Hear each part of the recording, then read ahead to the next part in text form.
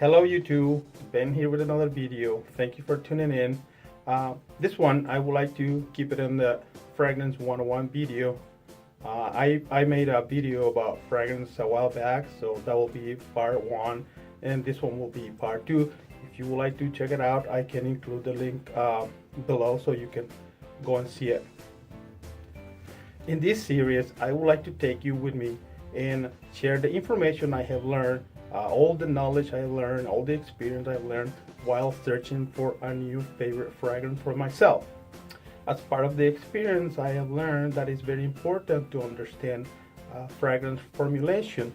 This formulation can have two different types of concentrations, label out the perfume and out the toilet. Out the toilet having a weaker formulation, performance could vary from 4 to 6 hours, and out the perfume being a stronger formulation, stronger concentration, with performance of 8 or 10 hours depending on the chemistry of your skin and the quality of ingredients in the actual fragrance. This concentration of the perfume can also be labeled as intense, extreme, or in some cases in forte. It will be depending on the language of the fragrance you are looking for. Another thing I personally find interesting or important to understand is the origin or where our fragrance or the fragrance I want to buy is coming from. Being developed, some of the most familiar fragrances will probably come from houses that are known as designer houses, which besides developing or manufacturing fragrances, they also manufacture different items such as fashion items like shoes, clothing, purse, and many other things. Designer houses manufacture the fragrance by blending synthetic or man-made material with the natural ingredients. These ones are made mostly with easy to please or mass pleaser type of fragrances. Because these fragrances are made with a mass pleasing factor, some of them can come out as a generic fragrances, a generic smell, and it is really hard to tell which fragrance is good and which fragrance is bad, because judging fragrances is very subjective. So some people will prefer different things and some other people will prefer some other things, so it's really hard to tell what's good and what is bad.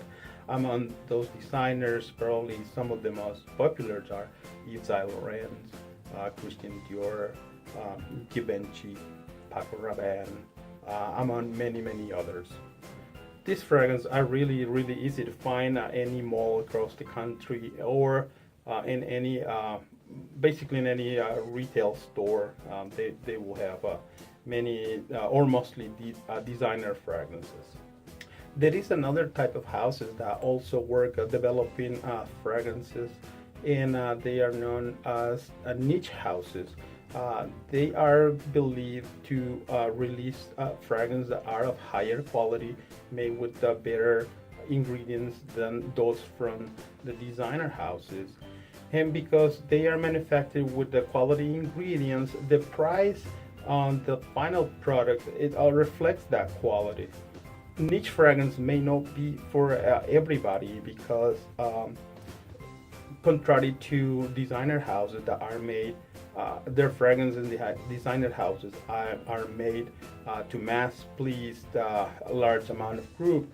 Niche houses are made to emphasize sometimes a specific smell or a specific theme, and sometimes even some specific food, which are known as gourmet fragrances. The most popular niche fragrances, we have Creed, we have the House of Parfum de Marly, we have the House of Amouage, we also have Acqua di Parma, which is a Italian niche house. We have houses like Byredo and many more.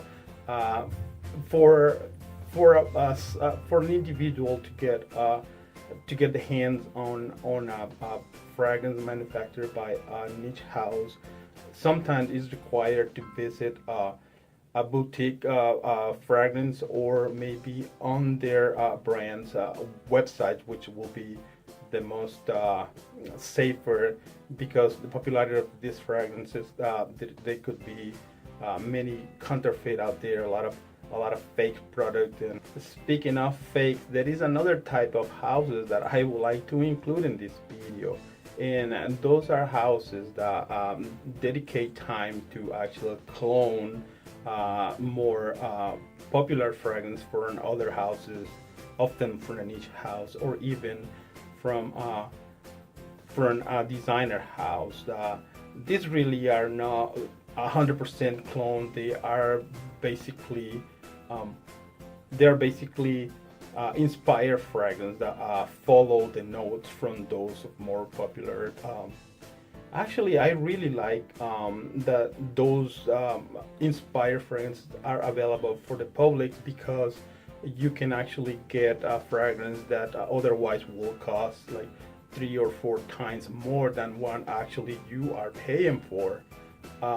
These fragrances are lower cost ingredient, and in some cases even oil based, but the performance is sometimes better than the original, because the concentration is stronger in those inspired fragrance. And finally, the last type of fragrance I would like to bring up in this video are celebrity fragrance, which are fragrance that are released under the name of a celebrity, and in many cases those are really inexpensive fragrance. But by inexpensive, it doesn't mean that they have a poor performance, or they actually bad fragrances. And I think those celebrity fragrances actually fit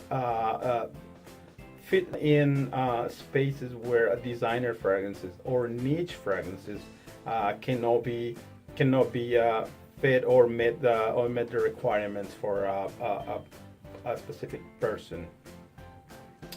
And that is all I have for this video. I really appreciate if you actually saw the whole thing, and I will also appreciate if you leave a comment and share what's your experience with buying a fragrance, and what is actually your overall thought about fragrance. Maybe you like them, maybe you know. I will appreciate if you let us know. And I also hope that I can talk to you a little bit more about some more of my experience that I have when buying different products. So for now, that's all, and I thank you again for watching the video, and talk to you later.